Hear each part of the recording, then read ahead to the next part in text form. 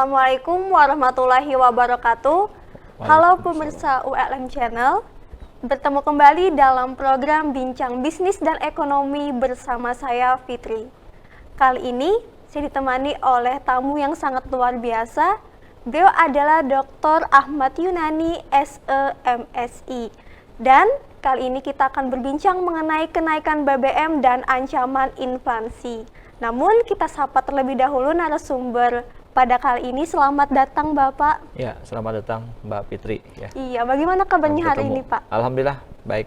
Iya, tampak bersemangat hari ini tentunya ya Ya, Pak. semangat selalu di pagi hari kan, menjelang siang. Betul sekali. Nah, langsung saja nih Pak. Akhir-akhir ini masyarakat Indonesia digemparkan dengan kenaikan BBM. Nah, dari sudut pandang Bapak, bagaimana menanggapi kebijakan tersebut? Terkait dengan kebijakan pemerintah menaikkan BBM dengan alasan karena BBM itu yang selama ini dijual itu kan BBM subsidi ya, diberikan subsidi oleh pemerintah, dan karena beban pemerintah yang begitu besar untuk menanggung BBM ini sehingga beban APBN kita agak berat ya. Pemerintah dengan menganalisa kemampuan masyarakat, dianggap pemerintah gitu ya, ini dianggap pemerintah, masyarakat itu sudah cukup mampu untuk bisa menguli BBM tanpa subsidi gitu ya. Tetapi tentu saja di masyarakat ya, beban kenaikan BBM ini juga membebani masyarakat dari segi kemampuan masyarakat dalam hal berbelanja ya, berkonsumsi, karena pendapatan masyarakat tidak semuanya meningkat gitu sebesar peningkatan kenaikan harga BBM. Bahkan harga BBM ini juga memicu tadi kan terkait dengan peningkatan barang-barang lain yang dinamakan dengan inflasi gitu. Kira-kira begitu ya. Iya, berarti kenaikan BBM ini sangat mempengaruhi segala aspek ya tentunya Pak. Betul. Aspek yang pertama tentu saja adalah masalah aspek ekonomi kan. Nah, ke aspek ekonomi, kemudian aspek kesejahteraan ya. Nah, tentu dan ini berdampak juga pada aspek dunia usaha kan. Nah, karena dunia usaha banyak sekali bergantung dengan bahan bakar gitu ya, dalam mereka melakukan produksi ya, menggunakan mesin, transportasi dan lain sebagainya yang di situ menggunakan BBM. Nah, itu jadi, dan masyarakat untuk melakukan mereka juga dalam beraktivitas ya menggunakan BBM, terkait juga ini dengan kegiatan mereka sehingga barang-barang di pasaran ya itu juga meningkat harganya karena menyesuaikan beban BBM yang mereka tanggung dari sektor usaha gitu kan, sektor perdagangan, termasuk sektor jasa gitu ya. Nah, oleh karena itu kenaikan harga BBM ini dia menjadi efek domino ya terhadap sektor-sektor lain gitu. Iya, menarik Pak. Pemerintah menaikkan harga BBM karena dinilai beban subsidi yang terlalu berat. Lantas nih Pak, secara ekonomi makro, apa dampak yang paling dirasakan akibat kenaikan BBM tersebut? Dampaknya sudah pasti ya. Ternyata dengan kenaikan BBM itu dampak yang dirasakan oleh masyarakat, beban ekonomi dan beban kehidupan menjadi lebih meningkat gitu. Nah, sementara kemampuan mereka untuk memenuhi kebutuhan dengan peningkatan pendapatan yang mereka lakukan itu belum tentu seimbang atau sebanding dengan kenaikan harga gitu. Apalagi di Kalimantan Selatan misalnya terjadi panen yang saat ini tidak sebaik yang diharapkan dibandingkan tahun yang kemarin gitu. Sehingga menyebabkan beban masyarakat yang mayoritas adalah petani ya, itu juga tambah berat lagi gitu. Sementara kalau pegawai dengan gaji yang katakanlah tidak meningkat gitu, itu beban biaya operasional dan biaya hidup itu meningkat karena kenaikan BBM, kenaikan harga-harga, itu juga berdampak. Begitu karyawan-karyawan gitu. Sementara kalau masyarakat yang tidak punya usaha pasti juga tambah parah lagi gitu, karena mereka tidak punya penghasilan pasti, sementara biaya hidup sudah pasti meningkat gitu. Nah, oleh karena itu di sini memang pemerintah dengan melakukan kebijakan ada bantuan langsung tunai, kemudian bantuan terhadap pekerja dan semacamnya. Tapi apakah itu pertanyaannya tepat sasaran? Nah, itu kan tidak ya, nah, Pak. kebanyakan itu memang tidak tepat sasaran karena memang agak sulit gitu kan mengcover semua. Satu, yang kedua mendata semua juga susah karena dan orang yang mengaku miskin juga atau mengaku tertimpa atau terdampak kenaikan BBM juga banyak gitu yang kemudian mengklaim mereka perlu bantuan juga. Nah, bahkan kalau semua didata itu juga semakin berat lagi. Tetapi pemerintah paling tidak secara psikologis ada empatinya dengan memberikan BLT gitu. Tapi itu tidak cukup gitu kan. Nah, karena kenaikannya itu jauh ya, lumayan besar tuh kenaikannya dari harga yang semula hanya 7 ribuan atau 6 ribuan, 7 ribuan menjadi 10 ribuan kan. Iya. Nah, ada yang mulainya 10 ribuan di pertama, kemudian naik ke berapa? Hampir 15 ribu ya. Iya. Nah, jadi kenaikan harga ini bukan 15 ribu ya, 12 ribu gitu kan, jadi 12. Nah, jadi kenaikan ini menjadi beban yang terlalu berat bagi masyarakat gitu ya, karena kenaikannya cukup besar walaupun kalau hanya beli 1 liter ya ringan gitu, tapi kalau belinya kan tidak cukup 1 liter mereka untuk aktivitas, untuk kendaraan, untuk mobil.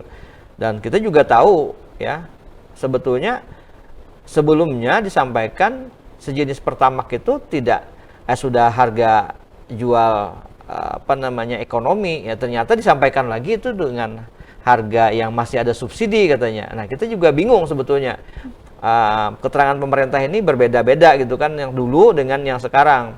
Tapi faktanya sekarang baik itu yang Pertalite atau misalnya Pertamax naik gitu kan, itu BBM yang dijual di masyarakat gitu. Di lapangan beda lagi gitu ya, harganya jauh lebih besar lagi. Kalau eceran tuh mencapai tidak 12.000 tetapi 15.000 gitu kan. Nah, itu kan jadi tambah berat lagi gitu. Iya. Tapi pilihan masyarakat konsumen tidak ada gitu. Nah, susah gitu kan karena hanya Pertamina yang menjadi operator dan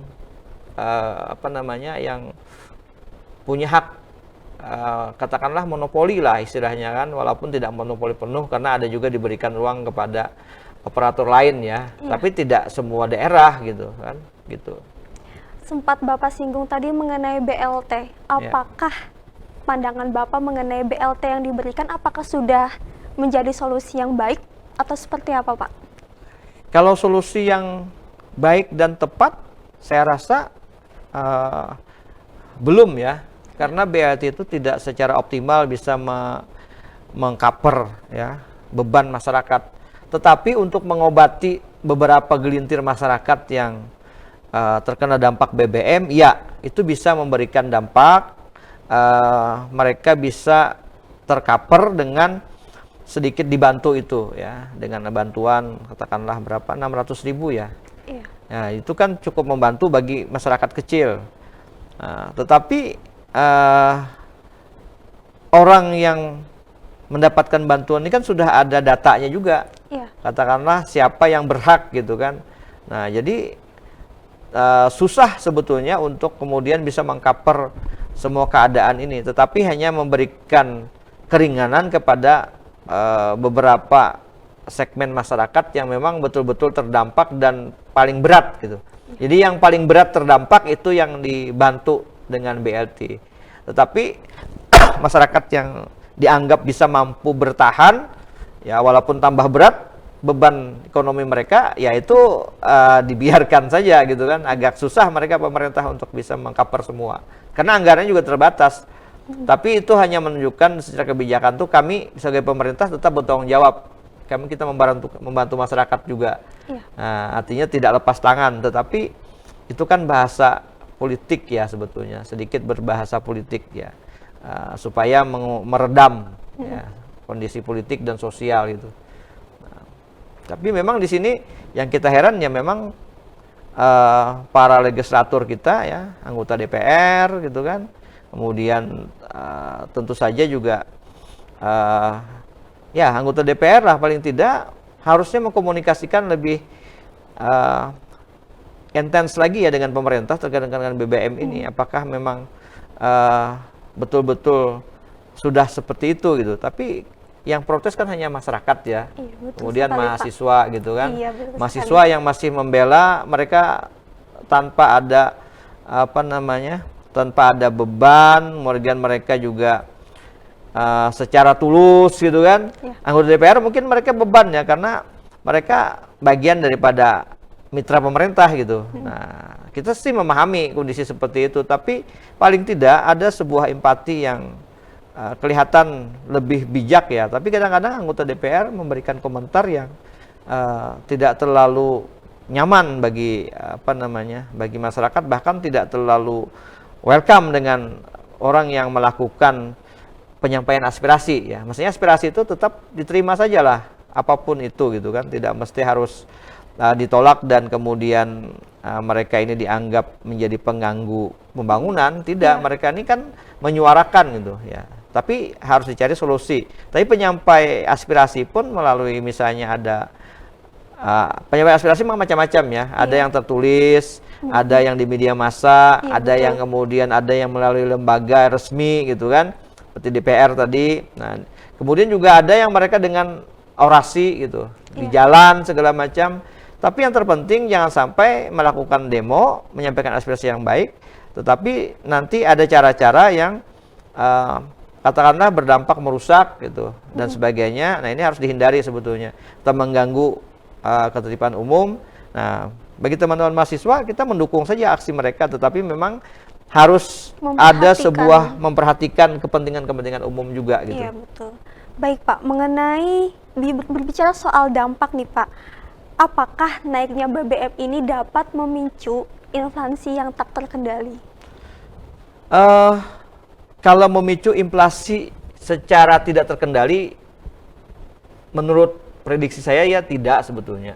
Ya. Tidak, karena pemerintah sudah mengantisipasi itu semua dengan bermacam kebijakannya, dan dia sudah menghitung juga, sudah mengkaji kebijakan ini ya, sehingga mereka dalam posisi besaran berapa, kemudian pada sisi apa mereka menaikkan gitu kan. Nah, terbukti mereka mentes kebijakan penerapan ini ya, ternyata barang-barang tidak naik secara secara drastis ya, kemudian sangat berat gitu. Tapi memang merayap ya. Barang-barang lain dia naik secara mengikuti sesuai dengan penyesuaian kenaikan BBM ini dengan produk mereka. Jadi kalau secara berlebihan mereka tidak akan menyebabkan inflasi yang berat sebetulnya. Tapi kalau inflasinya memberatkan ya gitu. Tapi inflasi yang sampai parah gitu ya, yang 2 digit saya kira paling masih di bawah 1 digit ya. Cuma pasti naik artinya gitu ya. Tapi ya 1 digit kalau sudah mendekati 2 digit pun sudah berat sebetulnya. Cuman memang di sini pemerintah kelihatannya sudah membaca juga kok. Jadi kelihatan memang di sini kemampuan ekonomi masyarakat pada dasarnya sudah mulai teruji dan sudah mulai meningkat ya daya kemampuan masyarakat. Tapi masyarakat yang paling bawah gitu, itu masih banyak yang terdampak. Ini yang perlu diperhatikan gitu. Nah, jadi dengan gambaran ini, menengah ke atas dari masyarakat kita sudah sebetulnya tidak terlalu resah dengan bukan tidak terlalu resah. Mereka resah juga, tetapi mereka sudah bisa mencoba mengobati sendiri ya, mengatasi sendiri dengan kenaikan BBM tadi. Tapi mereka pastilah mengurangi konsumsi BBM ya. Pasti mengurangi konsumsi BBM. Jadi mereka lebih hemat sekarang. Ya, lebih terarah ya dalam penggunaan BBM. Tapi yang tidak bisa dihindari adalah penggunaan BBM oleh teman-teman industri ya, usaha segala macam, ya, transportasi dan semacamnya yang umum segala macam yang sudah pasti.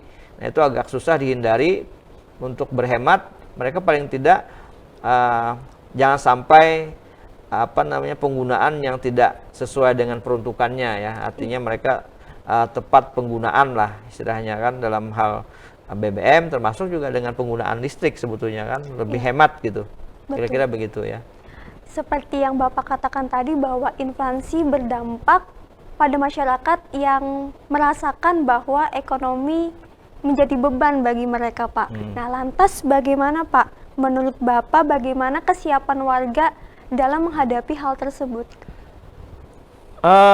Kalau kita mencoba mengamati di masyarakat, observasi di pasar dan semacamnya, pembicaraan memang mereka sangat banyak ya di masyarakat itu pastilah mengeluhkan ya, mengeluhkan kenaikan harga BBM, kemudian kenaikan harga-harga barang segala macam. Nah, mengenai kesiapan mereka, ya mereka mau tidak mau menyesuaikan ya, menyesuaikan harga-harga produk yang mereka jual gitu. Contoh misalnya usaha di bidang perdagangan ya, misalnya warung saja, seperti kue ya, ya mereka menaikkan harga, sebagian ada yang menaikkan harga dari 1.000 menjadi 1.500. Iya, betul. Nah, karena bahan-bahan baku yang mereka butuhkan menjadi meningkat. Iya. Kemudian ada juga mereka tetap harga gitu, 1.000 gitu. Tapi mereka memperkecil. Iya, betul Nah, sekali, memperkecil yang dia jual gitu. Nah, strategi-strategi itulah yang mereka sederhana mereka lakukan ya, tidak ada pilihan gitu. Mau menaikkan harga, konsumen lari gitu kan, karena daya beli konsumen rendah, tapi mereka kecilkan sedikit tetap gitu. Nah, jadi itu contoh kecil gitu.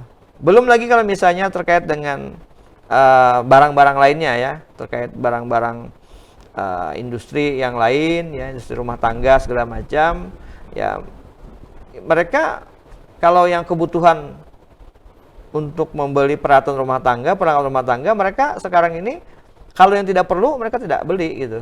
Nah, mereka bisa memilih yang lebih murah gitu. Nah, jadi kalau misalnya kalau yang kebutuhan-kebutuhan lain seperti sandang dan lain-lain itu kan, nah itu mereka tentu menyesuaikan dengan yang mulanya bisa membeli lebih banyak, mungkin mengurangi jumlah, ya kan. Kalau masalah kualitas kan tergantung lagi, mungkin masih ada pilihan yang lebih rendah dari segi harga, mereka memilih lebih rendah, masih layak misalnya kan. Nah, jadi memang ini kontraksinya memperlambat kegiatan ekonomi jadinya ya. Tapi tetap berekonomi mereka. Tapi kalau kemudian ternyata mereka mampu kembali berpendapatan lebih baik, ya mereka meningkat lagi segala macam, itu nantinya mereka akan kembali mampu untuk bisa settle ya dengan menyesuaikan kenaikan harga BBM tadi. Nah, hanya saja memang jangka waktu transisi masyarakat menerima kenaikan BBM dengan kemampuan mereka, itulah pemerintah masuk dengan BLT, dengan bantuan terhadap masyarakat, terhadap pekerja segala macam. Itu di situ sebetulnya. Tapi memang pemerintah pusat pada dasarnya juga mengajak gotong royong kepada pemerintah daerah ya, supaya beban untuk membantu masyarakat ini juga dibebankan dengan APBD pemerintah daerah, sehingga banyak refocusing ya, anggaran di kabupaten kota provinsi itu yang APBN-nya ada digulontorkan berapa, tapi APBD juga harus ada yang disiapkan untuk bisa mendampingi untuk membantu masyarakat yang terdampak BBM gitu kan. Nah, itu secara anggaran pemerintah pusat bersama-sama pemerintah daerah, dan akhirnya pemerintah daerah APBN-nya menjadi turun juga gitu kan. Nah, ini juga beban bagi daerah lagi gitu. Betul sekali, Pak. Kemudian nih Pak, kenaikan BBM ini kan tentu menuai pro dan kontra. Lantas kebijakan ini apakah sebenarnya salah atau seperti apa, Pak? Jadi kebijakan ini dalam hal ekonomis biasa sebetulnya ya. Cuman bagaimana mencoba mengawal kebijakan ini dengan kebijakan-kebijakan lain yang harus bisa agar kebijakan ini tidak berdampak berat bagi masyarakat gitu. Karena pemerintah pusat dari gambaran yang ada dari media yang ada disampaikan itu tidak ada pilihan gitu kan untuk tidak melakukan menaikkan harga BBM gitu. Dengan alasan-alasan tadi sebetulnya keuangan negara yang masih kita banyak defisitnya ya. Nah, banyak defisit kan, tapi pemerintah pusat juga masih mendorong agar peningkatan pendapatan pajak bisa meningkat ya. Tetapi biasanya kalau sudah naik harga, yang repotnya itu tidak ada BBM itu diturunkan. Kan sudah naik ya, dianggap masyarakat dianggap mampu membeli, ya mana ada diturunkan kan. Nah, itulah yang terjadi gitu. Nah, jadi ya di sini memang tepat tidak tepatnya ya sebetulnya bagi pemerintah itu itulah kebijakan yang mereka bisa lakukan. Mengambil kebijakan yang lain, menahan harga, memberikan subsidi, pemerintah tidak ada dana, tidak ada anggaran yang cukup untuk subsidi itu. Nah, cuman memang ada pilihan-pilihan yang lain, misalnya dengan mengurangi aktivitas pembangunan ya. Tapi maukah pemerintah mengurangi aktivitas pembangunan?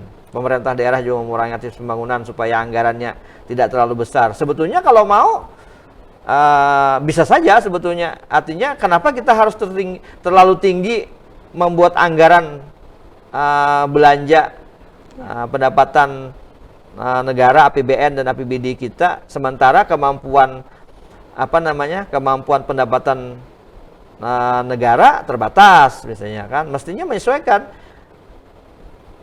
pembangunan kemudian belanja itu sesuaikan dengan kemampuan keuangan negara. Tapi teori yang lain, kalau tidak dirangsang dengan utang, dirangsang dengan defisit ya, itu nantinya pemerintah kurang bergerak untuk bisa menutupi itu gitu. Jadi ini memang politik, kembali kepada politik anggaran juga sebetulnya. Seperti itu. Kemudian Pak, bagaimana dampak positif dan negatif dari adanya kebijakan kenaikan harga BBM? Bagaimana Bapak memandang? Dampak positif, sebetulnya dampak positifnya kalau bagi pemerintah ya, bagi pemerintah tentu saja dia mengurangi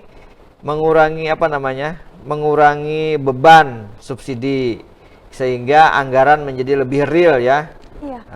Lebih real terhadap pendapatan gitu kan, kemudian belanja lebih real lah istilahnya. Nah, kemudian dari masyarakat, dampak positifnya masyarakat kelihatannya harus bisa lebih meningkatkan produktivitas untuk bisa meningkatkan pendapatan mereka sehingga mampu berbelanja mencapai pada tingkat kebutuhan yang cukup untuk bisa menutupi biaya kehidupan mereka, termasuk bisa memenuhi untuk kebutuhan BBM. Artinya penyesuaian itu dengan proses mereka meningkatkan produktivitas mereka gitu. Dengan tantangan kondisi saat ini, ya memang berat, usaha tambah berat gitu kan. Tapi ya mau tidak ada pilihan selain itu. Dampak negatifnya ya bagi pemerintah tentu hujatan gitu kan, protes masyarakat, stabilitas sosial, bukan mungkin bisa politik, bisa terganggu. Kalau stabilitas ekonomi ya relatif sebetulnya tidak terlalu tetap ada stabilitas ekonomi karena ada, tapi pemerintah itu agak lebih mudah kalau stabilitas ekonomi sedikit mengatasinya ya dibandingkan sosial dan politik dampaknya. Kemudian kalau dampak bagi masyarakat yang negatifnya ya artinya dengan adanya kenaikan BBM ini pertama keresahan di antara masyarakat sendiri kan. Nah, kemudian tentu saja juga kemampuan mereka yang menurun sekali terkait dengan kemampuan daya beli mereka, dengan harga-harga yang lain ikut naik gara-gara BBM itu naik gitu. Tapi terlepas itu semua positif negatifnya, saran saya terhadap masyarakat ya, kita sedikit harus tetap semangat, tetap optimis, tetap berusaha, tetap bekerja gitu. Jangan terlalu terlena dengan mengeluhkan keadaan seperti ini. Karena kita punya keterbatasan untuk bisa protes, untuk menyampaikan aspirasi, apakah kita didengar oleh pihak pemerintah gitu kan. Nah, karena ini sudah kebijakan yang dibuat pemerintah, agak sulit kita untuk bisa ini ya, kecuali ya memang masyarakat, mahasiswa atau elemen lain bisa mencoba merubah kebijakan ini, ya silahkan lakukan gitu kan. Artinya sepanjang bisa, tetapi kalaupun tidak bisa, sudah kita berpikir positif untuk bisa mandiri saja ya. Kalau pemerintah, ya menurut saya yang terpenting pemerintah saat ini harus bisa mendorong ya, tetap mendorong, mendampingi masyarakat untuk bisa meningkatkan ekonominya.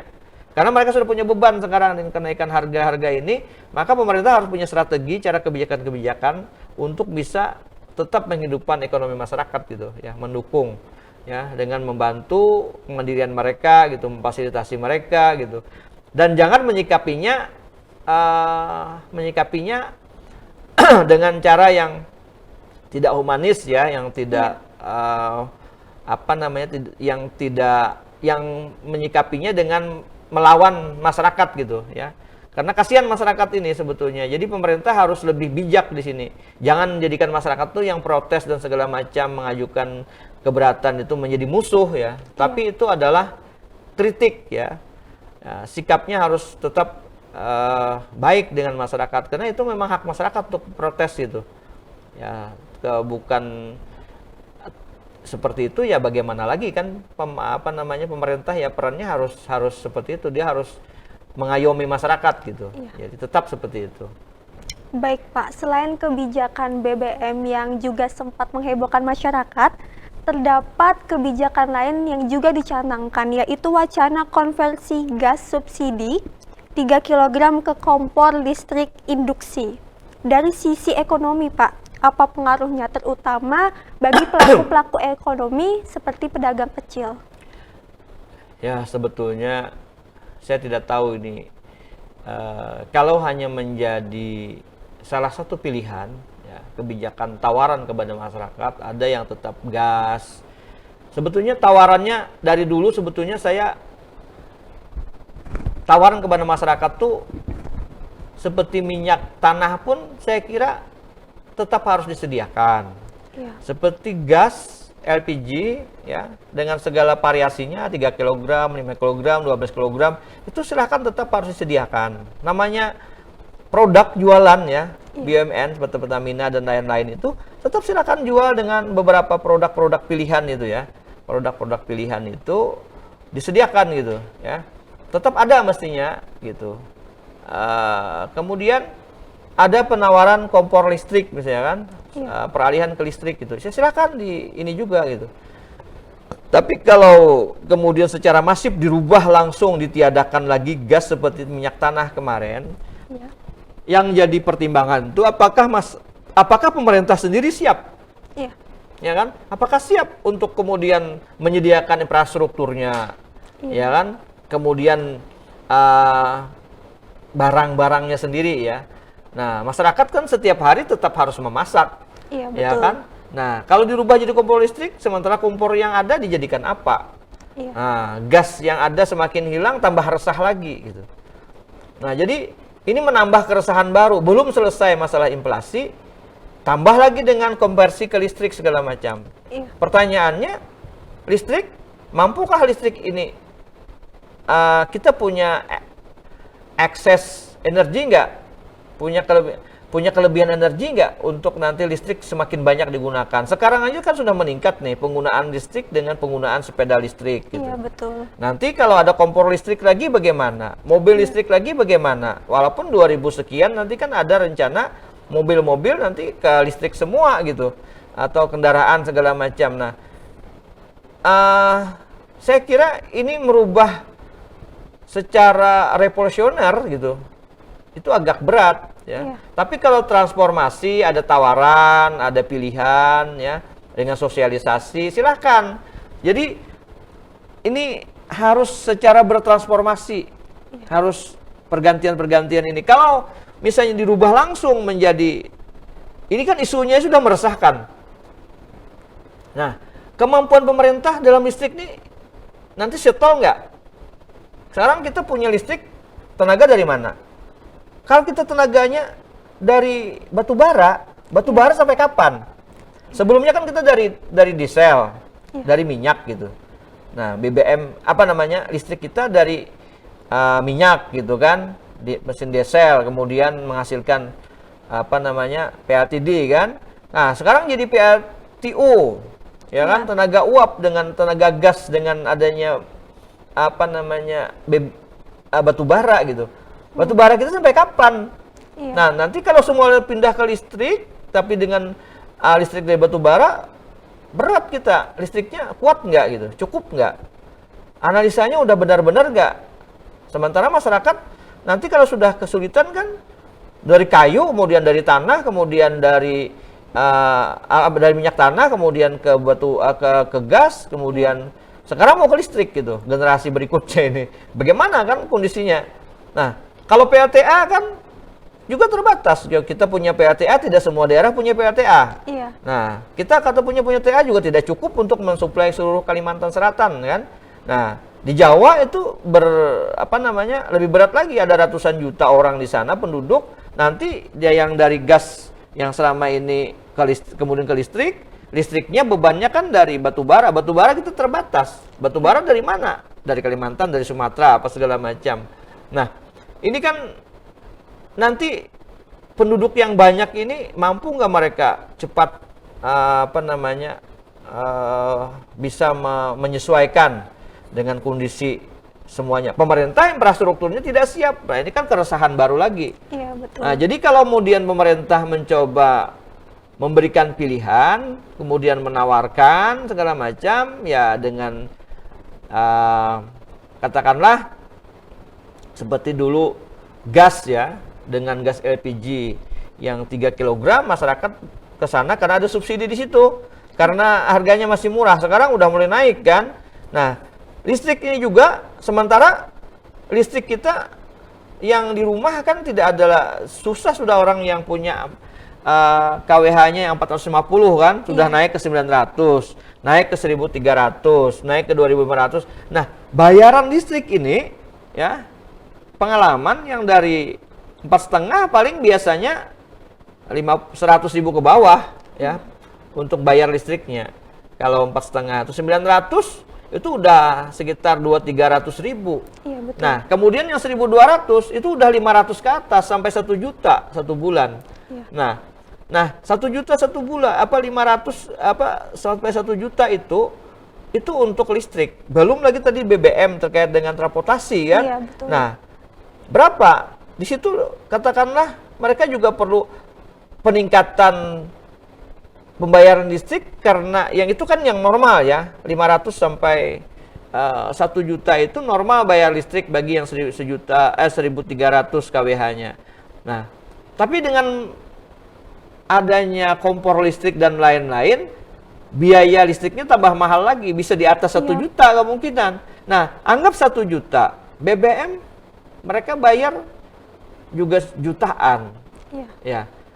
Pendapatan mereka, penghasilan mereka, masyarakat ini dapat nggak 2 juta, 3 juta, belum lagi mereka biaya yang lain ya untuk konsumsi. Itu baru listrik sama BBM misalnya. Nah, belum lagi air kan? Iya. Nah, tarif air juga naik. Nah, tarif air juga naik, BBM juga naik, listrik juga naik. Pendapatan mereka mampu nggak untuk memenuhi 3 hal utama ini? Untuk yang baru di rumah tangga. Belum lagi masalah anak sekolah, kemudian bagaimana dapur mereka untuk bisa tetap hidup gitu kan. Nah, ini juga persoalan-persoalan yang mestinya harus diperhatikan betul nih. Kalau merubah itu, oke, bagi masyarakat menengah ke atas, kenaikan ini masih bisa mereka tanggung. Yang menengah ke bawah mau makan apa mereka? Ya, akhirnya cari solusi sendiri ya. Nah, cara-cara yang mereka cari solusi sendiri yang tidak yang bisa menyebabkan mereka itu melakukan hal-hal yang tidak diinginkan, menimbulkan keresahan masyarakat lagi kan. Iya. Saya kira itu harus diperhatikan sebetulnya. Iya, betul sekali Pak. Tentunya dengan kebijakan-kebijakan tersebut harus melihat aspek-aspek, dan tentunya pemerintah harus siap dengan dampak yang mungkin akan muncul ya Pak. Iya. Kemudian Pak, menurut Bapak, apakah kebijakan pemerintah yang banyak memberatkan warga bisa membuat ekonomi semakin melambat? Ya, ekonomi pasti melambat. Ya. ya, kontraksi, perlambatan ekonomi pasti terjadi di semua sektor, ya. Karena dampak inflasi itu, namanya inflasi itu menyeluruh ke seluruh barang-barang, itu terjadi peningkatan harga. Nah, otomatis di situ kenaikan harga menyebabkan menurunnya daya beli masyarakat. Nah, pengusaha yang berproduksi supply, ya, mereka berproduksi. Karena mereka ini berproduksi, menjual, masyarakat tidak ada yang beli atau kurang yang membeli konsumennya karena konsumennya tidak punya uang, tidak punya banyak anggaran, mereka tidak lagi bisa untuk mengkonsumsi produk pengusaha ini, ya otomatis pengusaha-pengusaha yang produknya yang tidak menjadi kebutuhan pokok masyarakat itu akan turun, kecuali yang memang tetap bisa stabil itu adalah produk-produk komoditi yang kebutuhan dasar masyarakat, katakanlah seperti sembako gitu. Mau tidak mau kan mereka tetap beli gitu kan, tetap berbelanja gitu. Kemudian Pak, apa kebijakan yang harus dilakukan pemerintah menghadapi ancaman resesi dan inflasi dalam konteks ekonomi dunia? Inflasi ini, kemudian kenaikan BBM ini juga, kemudian keadaan ekonomi kita di dalam negeri tidak lepas dari persoalan global memang. Rusia sebagai negara penyuplai energi. Nah, sekarang dengan mereka perang, ya suplai energi kan terbatas ya. Apakah terbatas secara ini, secara aturan, secara peraturan dunia ya?